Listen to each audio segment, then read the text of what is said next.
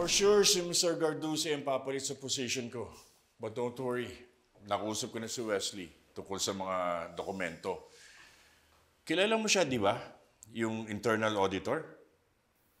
Kakampi siya. Justin, did you hear what I said?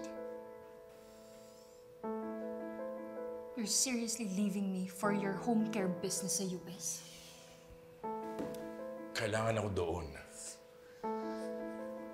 Ikaw ang nagplano ng lahat ng to. Ayoko ngang umuwi dito eh. Tapos ngayon iiwan mo ko. Pababayaan mo ko. Eh para ka rin palang si Giselle. Hindi kami pareho ni Giselle. Justin, listen. You can do this. Kailangan mo lang mag-ingat ng konti kay Zoe. Dahil kapag napuno sa'yo yun, baka maghanap yun ng butas laban sa'yo. Well, bago pa mangyari yun, aalis na rin ako dito. Justine,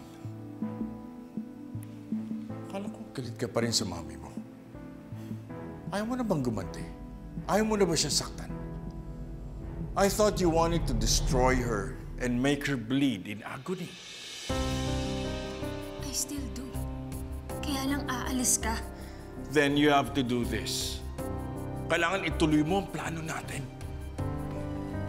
What plan are you talking about?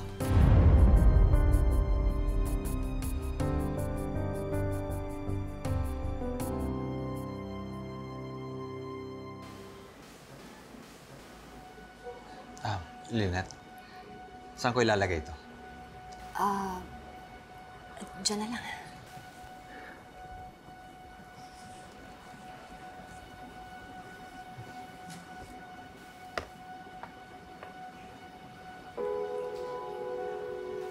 Alam mo, pangarap ko lang naman magkaroon ng buong pamilya. Kasi maaga namatay si nanay noon eh. Katapos nagkatuluyan si Chang Susan tsaka si tatay. Pero pagkatapos ng ilang taon, namatay na rin si tatay. Nung bata ako, inggit na inggit ako dun sa mga batang kumpleto yung pamilya nila. Yung may nanay, may tatay. Kaya sinabi ko sa sarili ko noon, pag ako nagkaroon ng sarili kong pamilya, gusto ko yung kumpleto. Kasi ayaw ko maranasan ng anak ko yung inggit, yung lungkot. Ayaw kong maranasan niya yung naranasan ko noon.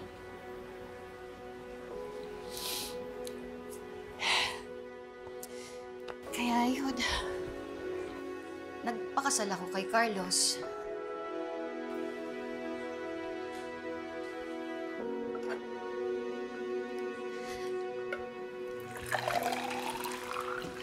Malas din yata ako sa pag-ibig eh. Para din ako si tatay. Baka nga talagang hindi ko na matutupad yung pangarap ko na magkaroon ng buong pamilya si Annalyn. Siguro, talagang hindi na ako makakahanap ng makakasama ko hanggang buhay. Lynette, pwede pang magkaroon ng kompletong pamilya si Annalyn.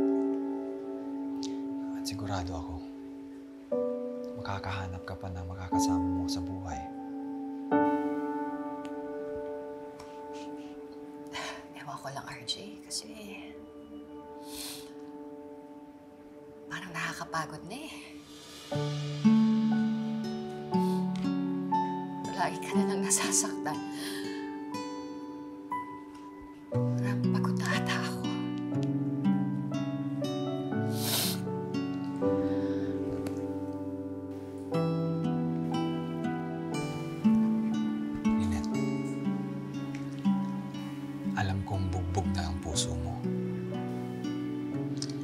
ako sa nanakit nun.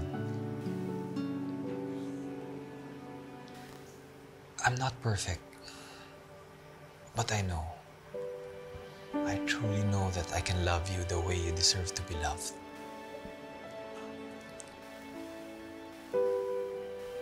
All this time, mahal kita. At alam kong mahal mo pa rin ako.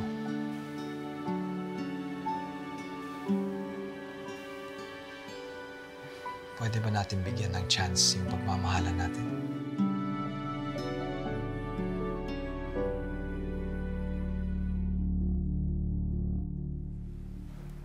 Sino yon?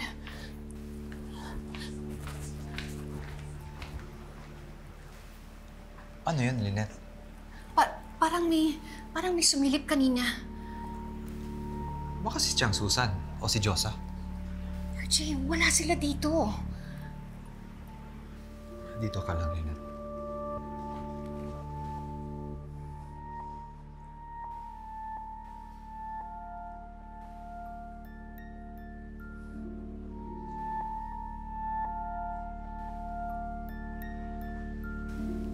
Lynette, wala namang tao.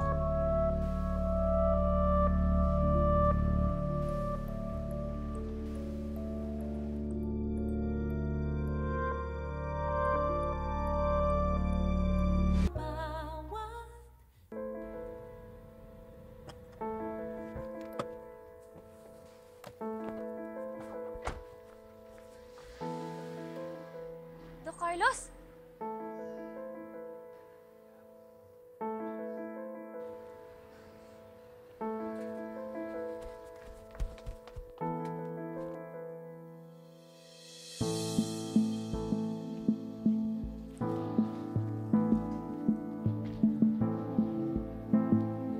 Nay, Nay.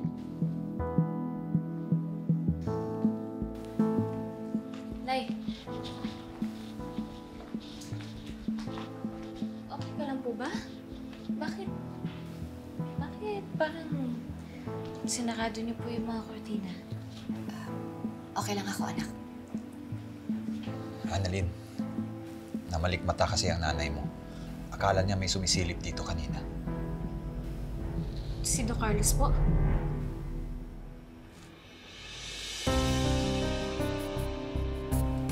Kanina po kasi may lalaki po akong nakita eh. Hindi ko po sigurado kung galing po siya dito sa bahay or hindi. Basta ang bilis niya po maglakad kasi. Talaga? Sinasabi ko na nga ba eh. May nakapasok talaga dito sa bahay. Namukhaan mo ba yung lalaki, anak? Hindi po tay eh. Kasi ang bilis niya po talaga maglakad tapos nasa loob pa po ko ng taxi nun. Sigurado ka ba na hindi si Carlos yun? Hindi ko po sure, Nay. Hindi ko po nakita yung mukha niya eh. Sorry po. Lynette, imposibleng si Carlos yun. RJ, posible yun. Dahil gusto niya akong takutin. Pakahayop talaga ng taong yun. Nay! Carlos! Nay! Carlos, alam ko na nandiyan ka! Lynette! Ano? Tama na, Lynette! Ano? Sasaktan mo yung anak ko?